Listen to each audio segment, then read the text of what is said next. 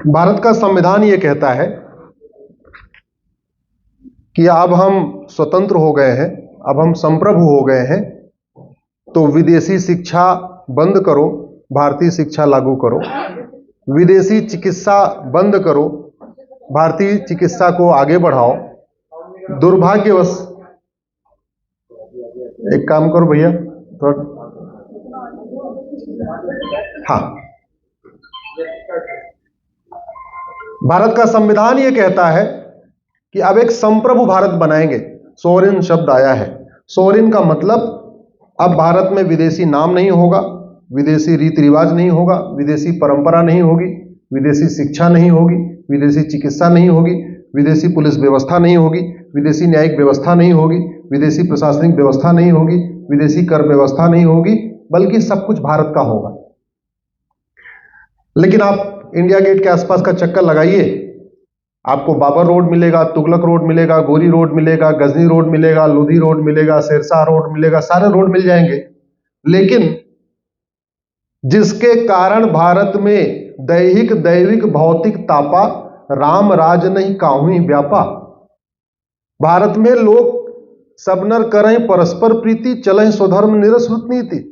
लोगों को किसी तरीके का कष्ट था ही नहीं, सब लोग स्वस्थ थे, सब सुंदर थे, सब साक्षर थे, सब समृद्ध थे। क्यों थे? क्योंकि अपनी भारत की चिकित्सा व्यवस्था थी, भारत की शिक्षा व्यवस्था थी। आज गुलामी की चिकित्सा व्यवस्था के कारण हम बहुत ज्यादा बीमार हैं। विदेशी चिकित्सा का नुकसान यह है कि आप एक बीमारी का इलाज कराते हैं, आपको 2 बीमारी बोनस में मिलती है। भारतीय चिकित्सा का लाभ यह है, आप एक बीमारी का इलाज कराते हैं, 2 बीमारी आपकी बोनस में ठीक हो जाती है। आप विदेशी डायबिटीज को विदेशी चिकित्सा से ठीक करते हैं तो आपको साथ में किडनी फेल भी होती है, तो आप डायबिटीज ठीक होगी नहीं, परमानेंट तो ठीक नहीं होगी। हाँ, किडनी की दवाई अलग से शुरू हो जाएगी। आप भारतीय चिकित्सा में कराएंगे, डायबिटीज का इलाज कराएंगे, हो सकता है कि आपकी आंख की रोशनी भी बढ़ जाए, हो सकता है आपका मोटापा भी कम हो जाए, हो सकता है आपका कोलेस्ट्रॉल भी कम हो जाए, और हो सकता है 2-4 अनिद्रा की बीमारी हो, ठीक से नींद नहीं आ रही, वो भी ठीक हो जाएगी। ये फायदा है।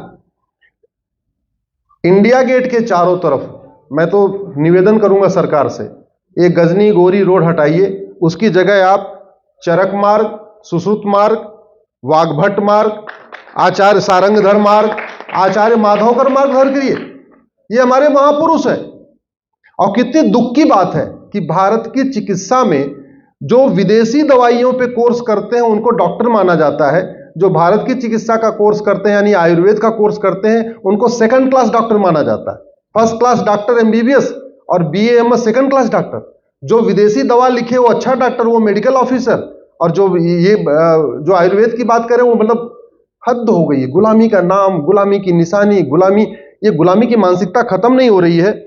इसलिए, और अभी मैं ड्रग एंड कॉस्मेटिक एक्ट देख रहा था 1954 का, कितने प्लान्ड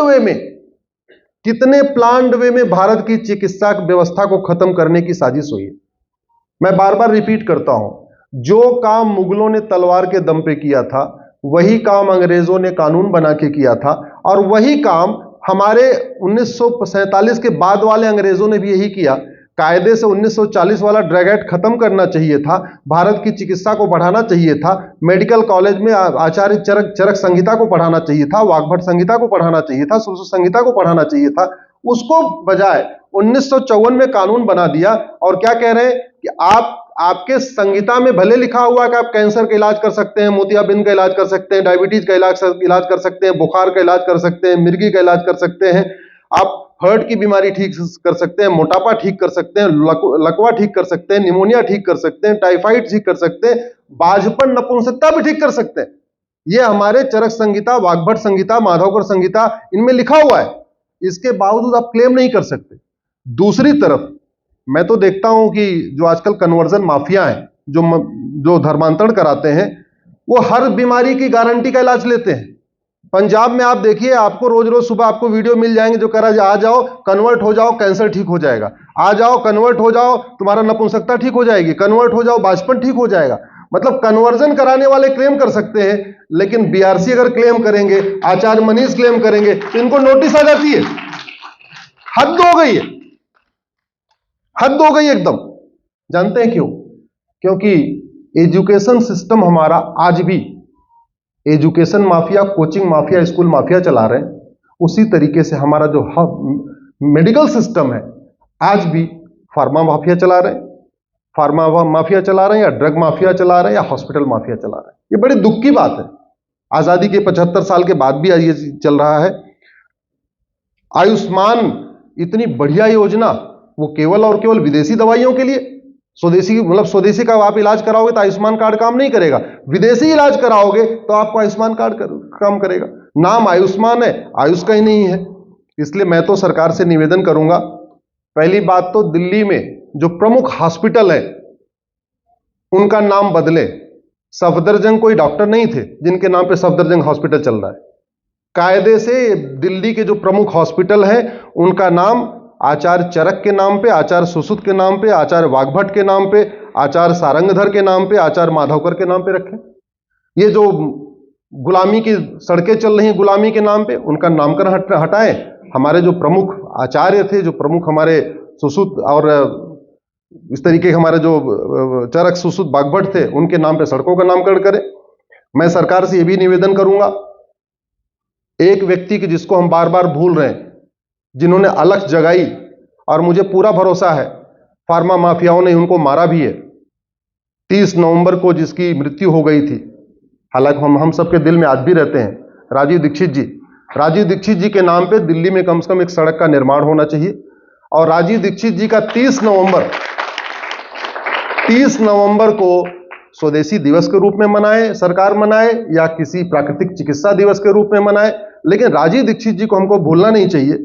मैं सरकार से यह भी निवेदन करूंगा, 1994 का कानून तत्काल उसको बदले, और जिन बीमारियों का इलाज चरक संहिता में है, सुश्रुत संहिता में है, वाघभट्ट संहिता में है, माधवकर संहिता में है, सारंगधर संहिता में है, उसके लिए सीना ठोक के डॉक्टर बीआरसी को भी कहने की आजादी मिलनी चाहिए, और आचार्य मनीष को भी आजादी मिलनी चाहिए। भाई, जिसका हमारे पास इलाज है, अगर हम उसको कह नहीं पा रहे हैं तो हम स्वतंत्र किस बात के हैं? फिर तुम गुलाम हैं। हमारे महापुरुषों ने इलाज किया, हमारे संहिताओं में लिखा हुआ है, और उसको क्लेम, और बीमार भी बता रहा है कि मैं ठीक हो गया। जिन बीमारियों का इलाज करने में 10-10 लाख 20-20 लाख रुपए लगते, उनका इलाज 1 लाख रुपए 50,000 रुपए में हो रहा है। कई लोग तो वीडियो देख देख के, डॉक्टर बीआरसी का वीडियो देख के ही अपना इलाज कर ले रहे हैं। इससे बढ़िया क्या चाहिए? अब अगर वो इनका इलाज हो रहा है, वो बता भी रहे, उसके बाद भी एक डॉक्टर बीआरसी इसको कहें, आचार्य मनीष कहें, तो इनको लीगल नोटिस भेजी जा रही है। मुझे लगता है ये आजादी नहीं है, ये आजादी नहीं है। हम अमृत काल मना रहे हैं, तो सबसे पहले हमें अमृत व्यवस्था भारत की चिकित्सा पद्धति में इंप्लीमेंट करना पड़ेगा। इसलिए 1954 का जो कानून है, सरकार उसको वापस ले तो अच्छा है, नहीं लेगी सरकार तो हाई कोर्ट सुप्रीम कोर्ट तो है, थोड़ा संविधान कानून हमने भी पढ़ा हुआ है। मैं आपके सामने गारंटी लेता हूं, अगर सरकार इस कानून को नहीं बदलेगी, इसको मैं कोर्ट में चैलेंज करूंगा, हर हालत में चैलेंज करूंगा। इस कानून के कारण भारत की चिकित्सा व्यवस्था पूरी तरीके से दबी पड़ी हुई है। और मेरी एक पीआईएल चल रही है जिसमें मैंने इंटीग्रेटेड हेल्थ केयर सिस्टम को इंप्लीमेंट करने की मांग किया है। भैया, आपको 12वीं के बाद एमबीबीएस नहीं कराना है, 10वीं के बाद कराओ, 4 साल की बजाय 5 साल का कराओ, लेकिन मेडिकल के कोर्स में शुरू के 2 साल सभी छात्रों के लिए चरक संहिता, वाघभट्ट संहिता, पतंजलि का योग सूत्र, इसी तरीके से अपना सुश्रुत संहिता, सारंगधर संहिता, माधवकर संहिता पढ़ना अनिवार्य किया जाना चाहिए। जो आदमी डॉक्टर बन रहा है, शुरुआत के वो 2 साल पहले भारतीय चिकित्सा को पढ़े, भारतीय खान पान व्यवस्था को पढ़े, अष्टांग योग को समझे, शरीर कैसे काम करता है उसको समझे, उसके बाद डॉक्टर बने। अल्टीमेटली संविधान कहता क्या है? संविधान ये कहता है कि सब लोग स्वस्थ रहें, ये ड्यूटी सरकार की है।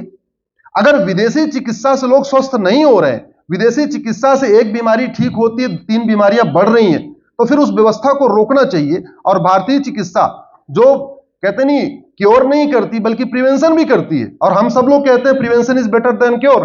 भारत की चिकित्सा प्रिवेंशन भी करती है, क्योर भी करती है। विदेशी चिकित्सा प्रिवेंशन तो करती नहीं है, क्योर करती है। एक बीमारी का 3 बीमारी साथ में वो आपको बोनस में दे रही है। इसलिए समय आ गया है कि इस पे एक इंटीग्रेटेड हेल्थ केयर सिस्टम शुरू किया जाए। मैंने एक पीआईएल फाइल किया था 2015 में, भारत में नेशनल योगा पॉलिसी बने। उसके बाद सरकार ने योगा पे काफी काम किया। अब तो योगा नेशनल योगा छोड़िए, अब तो इंटरनेशनल योगा पॉलिसी हो गई है, पूरी दुनिया में योग जो है मनाया जाने लग गया है। योग, प्राकृतिक चिकित्सा, नेचुरोपैथी, आयुर्वेद, इसको मुझे लगता है घर घर पहुंचाने की ड्यूटी डॉक्टर बीआरसी या आचार्य मनीष की नहीं, इसकी ड्यूटी सरकार की है। और सरकार और व्यक्ति और संस्था में स्पीड में बहुत अंतर होता है। डॉक्टर बीआरसी जितना प्रयास कर रहे हैं, आचार्य मनीष जितना प्रयास कर रहे हैं, अगर इसका 50% प्रयास सरकार के जरिए होगा, हेल्थ मिनिस्ट्री के जरिए होगा, तो ये घर घर पहुंच जाएगा। भाई उनके पास बहुत बड़ा इंफ्रास्ट्रक्चर होता है ना, उनके एक आदेश से भारतीय मेडिकल सिस्टम, भारतीय चिकित्सा व्यवस्था पूरे देश में फैल सकती है। इसलिए मैं आशा करता हूं कि सरकार इस पे ध्यान देगी, स्वास्थ्य मंत्रालय इस पे ध्यान देगा। और जिसको आप विदेशी को मॉडर्न कहते हैं, मॉडर्न नहीं, वो डिस्ट्रक्टिव मेडिसिन सिस्टम है, मैं उसको मॉडर्न नहीं मानता। भारतीय चिकित्सा हमारी प्राइमरी चिकित्सा पद्धति होनी चाहिए। कुछ लोग कहते हैं नहीं तो अल्टरनेट चिकित्सा, अल्टरनेट कैसे हो गई? प्राइमरी चिकित्सा भारतीय चिकित्सा व्यवस्था है, प्राइमरी चिकित्सा नेचुरोपैथी है, प्राइमरी चिकित्सा आयुर्वेद है। जिसका नेचुरोपैथी से इलाज नहीं हो सकता, आयुर्वेद से नहीं हो सकता, उसको हम विदेशी चिकित्सा देना चाहिए। हमने उल्टा अपनी थिंकिंग को उल्टा रखा कि नहीं, पहले अंग्रेजी दवा खा लो, ठीक ना हो पाओ, बीमारी बढ़ जाए, फिर चलो नेचुरोपैथी, ना, ऐसे नहीं। इसलिए अब समय आ गया है कि जो हमारा प्राइमरी हेल्थ सेंटर है, जहां पे केवल एमबीबीएस अपॉइंट किए जाते हैं, वहां बीएमएस अपॉइंट ही नहीं किए जाते, वहां आयुर्वेद को, डॉक्टरों को वहां पे तरहीज नहीं दी जाती। जब मैं देखता हूं मेडिकल ऑफिसर्स की अपॉइंटमेंट का लिस्ट आती है, उसमें लिखा रहता है मिनिमम क्वालिफिकेशन एमबीबीएस। क्यों एमबीबीएस? गांव में देहात में हर जगह एमबीबीएस, हर जगह एमबीबीएस, फिर बीएमएस क्या करेगा? इसलिए अब समय आ गया है कि एमबीबीएस को टॉप पे रख के बीएमएस को नीचे नहीं, बीएमएस को टॉप पे रख के एमबीबीएस को अल्टरनेट के रूप में देखना चाहिए। विदेशी चिकित्सा व्यवस्था को अल्टरनेट देखना चाहिए। प्राइमरी चिकित्सा को, भारत की चिकित्सा को प्राइमरी पे रखना चाहिए। यह संविधान अरब या यूके या अमेरिका का नहीं है, यह संविधान भारत का है। इसलिए भारतीय शिक्षा, भारतीय चिकित्सा, भारतीय व्यवस्था, इसको प्रमोट करने की जिम्मेदारी सरकार की है। आप लोग जो काम कर रहे हैं, इनफैक्ट वो काम कर रहे हैं जो सरकार को करना चाहिए। आचार्य मनीष, डॉक्टर बीआरसी, पूरी टीम, डॉक्टर सामने बैठे, आप लोग वो काम कर रहे हैं जो भारत के स्वास्थ्य मंत्रालय को करना चाहिए, उन्हीं की ड्यूटी है। भारत की सरकार किसके लिए बनी है? विदेशी चिकित्सा को प्रमोट करने के लिए नहीं, भारत की चिकित्सा को प्रमोट करने के लिए। भारत की सरकार किस लिए बनी है? हमारे आपके पैसे से चलने वाली सरकार किसके लिए है? भारत की शिक्षा व्यवस्था को प्रमोट करने के लिए, ना कि विदेशी शिक्षा व्यवस्था। भारत की चिकित्सा, भारतीय कर संहिता, भारतीय दंड संहिता, भारतीय पुलिस संहिता, हर व्यवस्था हमारी अपनी होनी चाहिए। शुरुआत हो रही है, आप लोग बहुत अच्छा काम कर रहे हैं, आपको बधाई देता हूं। आशा करता हूं आयुष्मान कार्ड के अंतर्गत आयुर्वेद आ जाएगा, नहीं आएगा उसके लिए मैं पीआईएल फाइल करूंगा। आशा करता हूं 1954 का कानून जो आप लोगों का मुंह बंद करके रखता है, आपके लिए कहते नहीं क्योर इज क्राइम, जिसने बना रखा है कि आप इलाज करते हैं तो भी आपको लीगल नोटिस आ जाती है। आशा करता हूं वो कानून बदलेगा। नहीं बदलेगा तो 2023 में 2 पीआईएल मेरी तरफ से आप लोगों के लिए, एक 1954 का कानून चैलेंज करने के लिए, दूसरा आयुर्वेद को आयुष्मान में लाने के लिए, और तीसरा एक और गांव के प्राइमरी हेल्थ सेंटर पे बीएमएस की अपॉइंटमेंट के लिए। ये 3 काम मैं करूंगा। धन्यवाद, आभार।